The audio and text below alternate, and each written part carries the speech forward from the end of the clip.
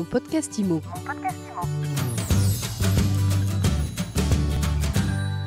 Mon podcast IMO sur MySuite IMO continue de s'intéresser aux conséquences de la crise du coronavirus et du confinement puisque la France est confinée.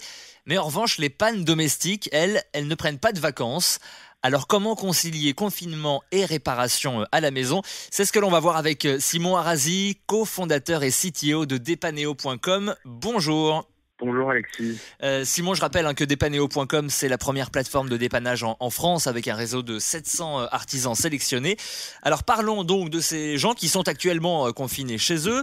Vous avez mis en place un service pour les aider face aux éventuelles pannes domestiques qu'ils pourraient rencontrer. Expliquez-nous. Oui, alors tout à fait. Alors, ce qu'on a fait du coup, c'est que comme on a effectivement enregistré un nombre recrudescent de demandes de dépannage, notamment dans le domaine de la plomberie, donc tout ce qui va être WC bouché, lavabo, etc. Oui.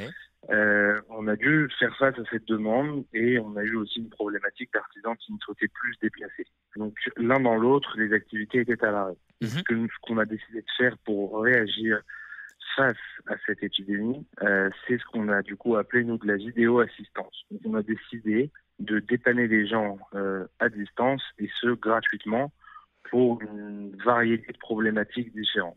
Qu'est-ce que ça veut dire dans un détail précis ? Ça veut dire que les clients qui ont un problème et qui soit ne souhaitent pas recevoir d'artisans ou soit souhaitent se débrouiller par eux-mêmes peuvent faire appel gratuitement à notre service de vidéo assistance. Et ils seront mis en relation en vidéo, donc une conférence vidéo avec un artisan qui va les aider à dépanner le problème et qui va leur donner la marche à suivre pour résoudre leurs problématiques. Et alors ça peut toucher quel type de panne ? J'imagine qu'on ne peut pas tout faire à distance. Non, effectivement, il y a beaucoup de choses qui seront compliquées, donc typiquement par rapport à des demandes qu'on aurait pu recevoir, mais tout ce qui va être des vitres brisées ou des blindages de portes, ce genre de choses, effectivement, ça ne sera pas possible à distance. En revanche, il y a effectivement quand même énormément d'interventions qui sont possibles d'être assistées à distance. Donc parmi elles, on va avoir donc tout ce qui va être débouchage de canalisation, d'évier, de lavabo, de WC, etc. On va aussi avoir tout ce qui va être les ouvertures de portes claquées. Oui. Je dis bien claquées, des fois même fermées à clé, on donnera simplement la marche à suivre. Et donc l'ouverture avec une radio ou avec une carte de crédit, c'est des choses dans lesquelles on va pouvoir essayer d'assister les gens, même si, je le rappelle, effectivement, il faut quand même le coup de main, mais c'est à ça que sert l'artisan en vidéo. Alors, voilà, dites-moi. Oui, concrètement, moi j'ai une panne chez moi. Comment on fait ? On va sur Depaneo.com. Il y a un autre site particulier. Ça se passe comment ? Alors, concrètement, ce que vous faites aujourd'hui, c'est que si jamais vous avez un problème, vous vous rendez sur Depaneo.com. Vous allez ensuite avoir une page qui met en avant le dépannage à distance. D'accord. Et une fois arrivé sur cette page, effectivement, vous cliquez sur un petit bouton. S'il y a un artisan qui est disponible, il vous prend tout de suite.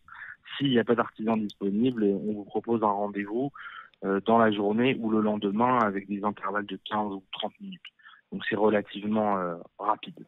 Voilà. Donc ça, c'est un service gratuit, je le rappelle, pour aider les particuliers face à d'éventuelles pannes domestiques.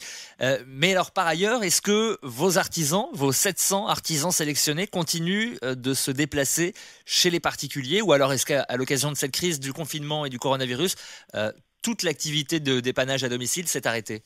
Alors, tout d'abord, effectivement, depuis le réseau d'artisans a quand même grandi. On est déjà un peu plus de 700 artisans, un peu plus de 1000 même. D'accord. Mais effectivement, le dépannage à domicile a quand même pris, entre guillemets, un sacré coup. Oui. Dans le sens où, même si c'est une activité qui reste permise par les différentes mesures, puisque les gens ont toujours, s'ils ont un problème, ils ont effectivement besoin de le régler. Et des gens qui ont un problème de chauffe-eau, il n'y a pas le choix. Pas d'eau chaude et rester bloqué à la maison, c'est pas possible. La vraie problématique rencontrée, c'est les artisans qui ne souhaitent plus se déplacer. Il y en a aussi et on ne peut pas leur en vouloir, ils ne souhaitent pas prendre de risques et c'est tout à fait compréhensible. Du même côté que les clients qui des fois ne souhaitent pas recevoir d'artisans chez eux. Cependant, quand il n'y a pas d'objection d'un côté ou de l'autre, nous avons effectivement des artisans qui restent disponibles pour se déplacer et pour régler les problèmes. Je précise bien évidemment que tous les artisans que nous envoyons suite aux mesures que nous avons prises. Tous les artisans que nous envoyons chez des clients en physique, du coup, doivent prendre toutes les mesures d'hygiène et de sécurité nécessaires.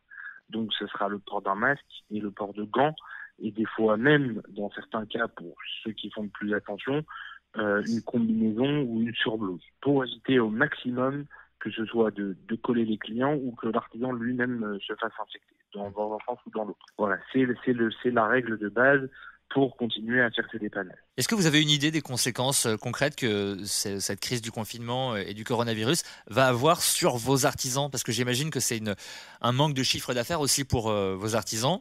Comment ça va se passer pour eux? Je pense effectivement que c'est pas simple. Ouais. Pour une grande majorité des artisans qui sont auto-entrepreneurs, que ce soit des artisans de quartier ou autres, je pense effectivement que ça va être très compliqué. Maintenant, comment les choses s'organisent et avec les aides de l'État, je pense que tout le monde, j'ose espérer, va pouvoir s'en sortir.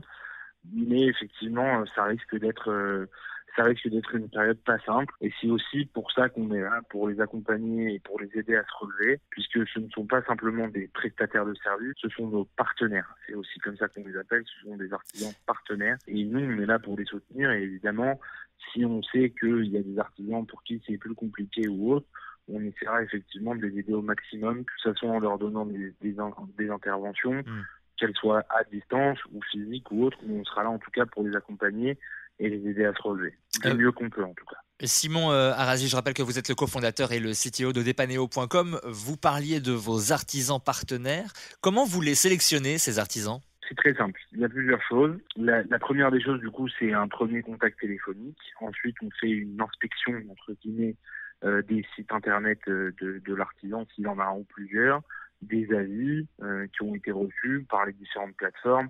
Donc, s'il a une page sur une plateforme d'avis ou ses avis Google, etc. Suite à ça, si tout est concordant, on va ensuite demander plusieurs papiers, donc des papiers quand même qui peuvent montrer foi du sérieux de l'entreprise. Donc on va pouvoir être amené à demander l'attestation URSSAF, dans certains cas des diplômes si c'est nécessaire pour les plombiers ou autres.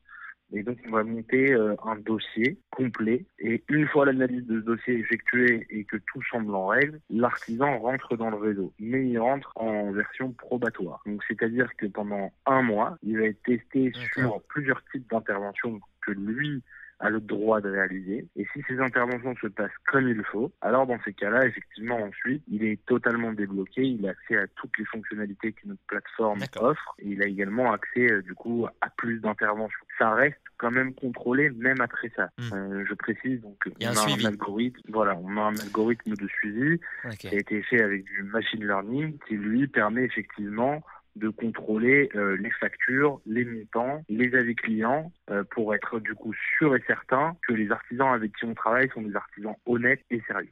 Voilà. Depaneo.com, ça a combien de temps, ça a quel âge et comment c'est né? Alors, Depaneo.com, c'est né avec, du coup, c'est une idée qu'on a eue avec mon associé, effectivement, où en fait, je venais de me marier. Et suite à mon mariage, on rentrait de lune de miel avec les valises devant la porte, etc. Et ce qui s'est passé, c'est que j'ai perdu mes clés. Et donc, quand j'ai perdu mes clés, j'ai dû faire appel à un artisan et ça a fait mal au portefeuille. Voilà, ça a fait très mal au portefeuille à ce moment-là. Et effectivement, comme énormément de gens, voilà, on n'a pas le choix, on est dans la détresse, on veut rentrer chez nous, il est tard, on revient de voyage, on est fatigué. Donc c'est compliqué effectivement, et donc voilà, ça a fait mal au portefeuille. Et derrière, en discutant avec mes amis, en revenant de lune de miel, etc., j'ai discuté avec un ami à moi dont son père est artisan et qui connaissait du coup très bien le domaine, et qui lui d'ailleurs était un spécialiste aussi dans le web et le web marketing.